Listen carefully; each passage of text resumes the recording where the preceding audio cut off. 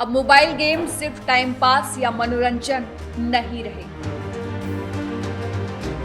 एक online task based Korean game की लत ने उन्हें उस मोड़ पर पहुंचा दिया जहां से लौटना मुमकिन नहीं था। ये तीनों बहनें पिछले 2-3 सालों से एक ऐसे ऑनलाइन गेम की आदी थी जिसमें टास्क दिए जाते थे। ये जो तीनों लड़कियां थी ये कोरियन कल्चर से इन्फ्लुएंस थी। ऐसे टास्क बेस्ड गेम्स में बच्चों को धीरे धीरे मानसिक रूप से कंट्रोल किया जाता है। धीरे धीरे बच्चों को लगने लगता है कि उनकी असली जिंदगी फीकी है और वर्चुअल दुनिया ही उनकी असली पहचान है।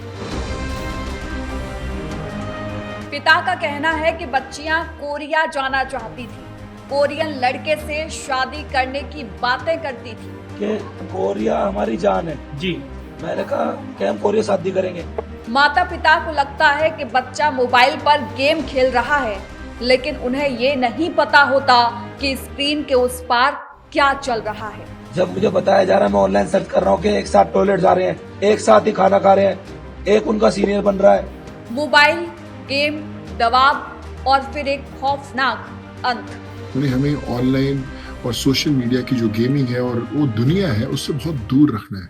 यह कहानी सिर्फ गाजियाबाद की नहीं है, यह हर उस घर की कहानी हो सकती है जहां बच्चा चुपचाप अपने कमरे में मोबाइल स्क्रीन के सामने बैठा है। जो गिलास है, बालकनी है, उसके ऊपर बैठे हुए थे। वो बार बार बैक साइड से गिरने की कोशिश कर रहे थे।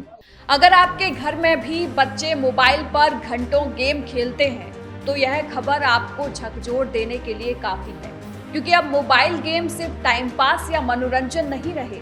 ये गेम धीरे धीरे बच्चों की सोच, उनकी भावनाओं, उनके फैसलों और यहाँ तक कि उनकी जिंदगी पर भी कब्जा करने लगे हैं।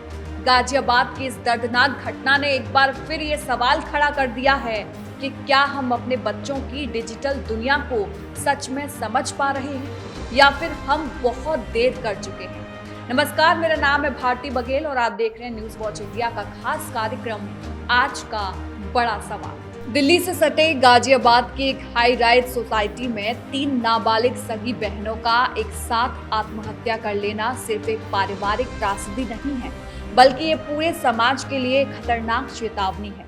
16 साल की निकिता, 14 साल की प्राची और 12 साल की पाखी, 3 मासूम जिंदगियां जिनका भविष्य अभी शुरू भी नहीं हुआ था, लेकिन एक online task based Korean game की लत ने उन्हें उस मोड़ पर पहुंचा दिया जहां से लौटना मुमकिन नहीं था। पीआरवी के माध्यम से सूचना प्राप्त हुई, जिसमें 3 लड़कियों ने ऊपर से कूदने की सूचना प्राप्त हुई थी। यहाँ मौके पे आके देखा तो तीनों बच्चियों को अस्पताल शिफ्ट कराया गया, जहां उनको ब्रॉड डेथ डिक्लेयर कर दिया गया था। अभी तक की जो जांच हुई है इसमें ये सामने आया है कि ये जो तीनों लड़कियां हैं इन्होंने सुसाइड किया हुआ है और जो हमें इससे संबंध में एक सुसाइड नोट भी प्राप्त हुआ है, जिसकी अधिक जांच की जा रही है और इन्हीं तथ्यों के आधार पे आगे की कार्रवाई की जा रही है। देखिए, जितना अभी तक जांच हुआ है उसमें किसी भी ऐप का स्पेसिफिक नाम नहीं है। एक जो बताया उसमें लिखा गया है उसमें इतना क्लियर हो रहा है कि ये जो तीनों लड़कियां थी ये कोरियन कल्चर से इन्फ्लुएंस थी और उसी के बारे में ये सारा नोट लिखा हुआ था उन्होंने, और उसी के चलते उन्होंने ये सुसाइड किया हुआ है। बताया जा रहा है कि ये तीनों बहनें पिछले 2-3 सालों से एक ऐसे ऑनलाइन गेम की आदी थी जिसमें टास्क दिए जाते थे, जीतने पर तारीफ, लेकिन टास्क पूरा ना होने पर मानसिक दबाव, डर, अपराधबोध और कथित तौर पर खतरनाक सजा। परिवार इस लत से परेशान था, मोबाइल छीना गया, रोकने की कोशिश हुई, लेकिन तब तक बहुत देर हो चुकी थी। बच्चियां इतनी गहराई तक उस वर्चुअल दुनिया में फंस चुकी थी कि असली दुनिया उन्हें दुश्मन लगने लगी। यह कोई सामान्य गेमिंग एडिक्शन का मामला नहीं लगता, बल्कि यह एक साइकोलॉजिकल मैनिपुलेशन जैसा दिखता है। ऐसे टास्क बेस्ड गेम्स में बच्चों को धीरे धीरे मानसिक रूप से कंट्रोल किया जाता है। पहले आसान टास्क, फिर भावनात्मक टास्क, फिर डर और दबाव वाले टास्क। बच्चों को ये महसूस कराया जाता है कि अगर उन्होंने टास्क पूरा नहीं किया तो कुछ बहुत बुरा हो जाएगा। यही डर धीरे धीरे उनके दिमाग पर हावी हो जाता है। इन तीनों बच्चियों का कोरियन कल्चर की तरफ झुकाव भी इस कहानी का एक अहम हिस्सा है। के पॉप, के ड्रामा, कोरियन लव स्टोरीज और एक परफेक्ट इमोशनल दुनिया की तस्वीर। धीरे धीरे बच्चों को लगने लगता है कि उनकी असली जिंदगी फीकी है और वर्चुअल दुनिया ही उनकी असली पहचान है। वे खुद को कोरियन कल्चर से जोड़ने लगते हैं, वहाँ के किरदारों में खुद को देखने लगते हैं और हकीकत से कटते चले जाते हैं। पिता का कहना है कि बच्चियां कोरिया जाना चाहती थी, कोरियन लड़के से शादी करने की बातें करती थी। यह सिर्फ फैंडम नहीं था, बल्कि एक तरह का एस्केप था, असल जिंदगी की परेशानियों से भागकर एक काल्पनिक दुनिया में जीने की कोशिश।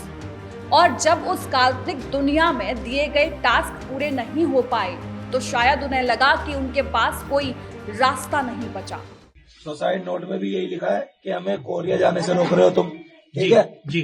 और वो हमसे कहते थे कि कोरिया हमारी जान है जी। मैंने कहा कि हम कोरिया शादी करेंगे जी। मैंने कहा ये बताओ कोरिया क्या करना जाके, अब ये बताओ कोरिया हमने तो उनके दिमाग में डाला नहीं है जी। आप बताओ कोई भी बाप अपने बच्चों के दिमाग में कोरिया डालेगा तो भाई कोई दिन दूर भी आएगा उन्हें नहीं, खुदकुशी नहीं की। वो एक दिमाग वो है उनका कि भाई वो हमें कोरिया कोरिया कोरिया ये करके। मैंने उनसे खाली फोन लिया था, ठीक है, और कोरिया कोरिया करके वो उन्होंने कर दिया काम। और ये एक टास्क पास वगैरह है, इसी चक्कर में हो रहा है। सबसे खतरनाक बात यह है कि ये सब बहुत चुपचाप होता है। माता पिता को लगता है कि बच्चा मोबाइल पर गेम खेल रहा है, लेकिन उन्हें ये नहीं पता होता कि स्क्रीन के उस पार क्या चल रहा है, कौन बात कर रहा है, क्या टास्क दिए जा रहे हैं, बच्चे के दिमाग पर किस तरह का असर हो रहा है। कई बार बच्चे डर के मारे कुछ बताते भी नहीं, क्योंकि उन्हें धमकाया जाता है, डराया जाता है या भावनात्मक रूप से ब्लैकमेल किया जाता है।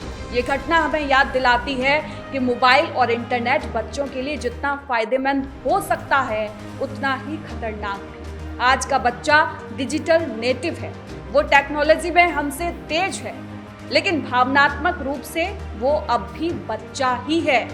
उसे ये समझ नहीं होती कि कौन सा कंटेंट सुरक्षित है और कौन सा नहीं। वो इमोशनल ट्रैप में आसानी से फंस सकता है। साउथ कोरिया जैसे देशों में गेमिंग कल्चर बहुत बड़ा है। वहाँ पहले भी कई ऐसे मामले सामने आ चुके हैं जहाँ गेमिंग एडिक्शन ने लोगों की जान ली है। कई स्टडीज बताती हैं कि लंबे समय तक गेम खेलने से दिमाग के रिवॉर्ड सिस्टम पर असर पड़ता है। असली दुनिया की खुशी फीकी लगने लगती है और वर्चुअल जीत ही सबसे बड़ी खुशी बन जाती है। यही धीरे धीरे मानसिक बीमारी, डिप्रेशन और आत्मघाती विचारों की तरफ ले जाता है। गाजियाबाद की ये घटना कोई अकेली घटना नहीं है। भोपाल में भी मोबाइल गेमिंग की लत के चलते 14 साल के एक छात्र ने आत्महत्या कर ली। मोबाइल छीने जाने और गेमिंग टास्क के दबाव ने उसे इतना तोड़ दिया कि उसने अपनी जान ले ली। यानी ये एक पैटर्न बनता जा रहा है। अलग अलग शहर, अलग अलग परिवार, लेकिन कहानी लगभग एक जैसी। मोबाइल, गेम, दबाव और फिर एक खौफनाक अंत। अब सवाल ये नहीं है कि गलती किसकी है, सवाल ये है कि हम इससे क्या सीखते हैं। क्या हम अभी भी इसे सिर्फ बच्चों का शौक मानकर नजरअंदाज करेंगे, या फिर हम इसे एक गंभीर मानसिक और सामाजिक समस्या के रूप में देखेंगे। गाजियाबाद में 3 बच्चियों ने अपनी जान दे दी। ये बच्चियां हारी नहीं थी, अकेली पड़ गई थी। ऑनलाइन और सोशल मीडिया की दुनिया में हम अपने बच्चों को इतना आगे छोड़ आए हैं कि हमें उनकी चुप्पी सुनाई नहीं देती।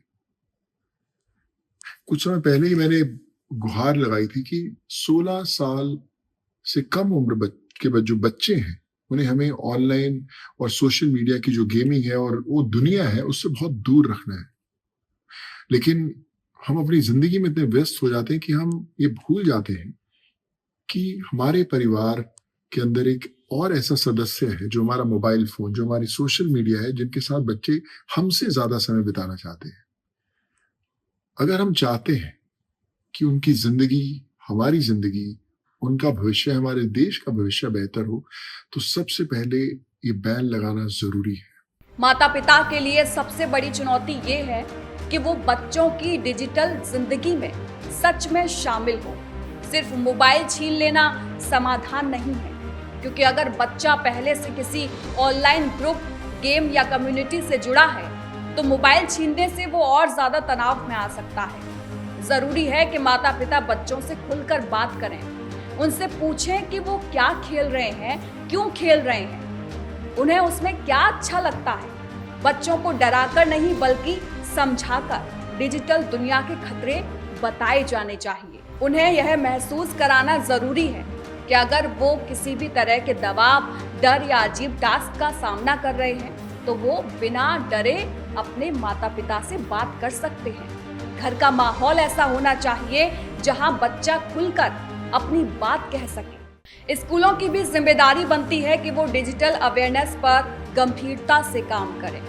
बच्चों को सिर्फ किताबों का ज्ञान नहीं बल्कि डिजिटल सेफ्टी, ऑनलाइन बिहेवियर और मेंटल हेल्थ के बारे में भी सिखाया जाना चाहिए।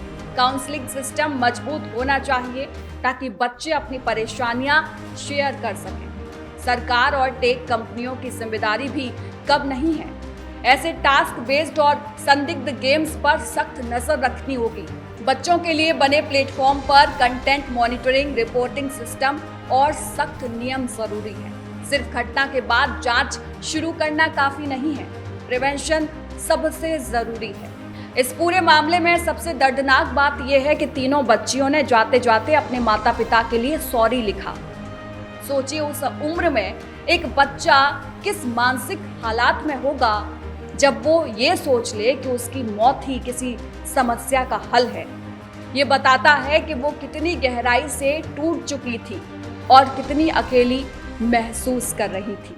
मैंने सामने से तीनों को जंप होते हुए देखा है। मुझे कुछ इससे पहले कुछ मुझे समझ में आता कि मैं बुलाऊं, आवाज दूं, ये सारा इंसिडेंट हो गया। मुझे कुछ एबनॉर्मल सा दिखा था कि मतलब वो जो गिलास है, बालकनी है, उसके ऊपर बैठे हुए थे। वो बार बार बैक साइड से गिरने की कोशिश कर रहे थे और दूसरा उसे पकड़ने की कोशिश कर रहा था। ये लगभग 2 बजे का बात है और मेरी नज़र इसीलिए गई क्योंकि 2 बजे अगर लाइट किसी का ऑन हो तो थोड़ा सा और मुझे वो लगता है, और बालकनी के ऊपर अगर कोई चढ़ के बैठा हुआ हो तो ऑटोमेटिक डाउट तो फील वैसे ही हो जाता है। ये कहानी सिर्फ गाजियाबाद की नहीं है, यह हर उस घर की कहानी हो सकती है जहां बच्चा चुपचाप अपने कमरे में मोबाइल स्क्रीन के सामने बैठा है और माता पिता ये सोचकर निश्चिंत हैं कि बच्चा बस गेम खेल रहा है। अगर आपके बच्चे भी मोबाइल में गेम खेलते हैं तो अब सावधान हो जाना सिर्फ एक सलाह नहीं बल्कि एक जरूरत है। ये वक्त है आंखें खोलने का, ये वक्त है बच्चों की डिजिटल दुनिया को समझने का, क्योंकि अगर हमने आज ध्यान नहीं दिया तो कल बहुत देर हो सकती है और तब हमारे पास पछतावे के अलावा कुछ नहीं बचेगा।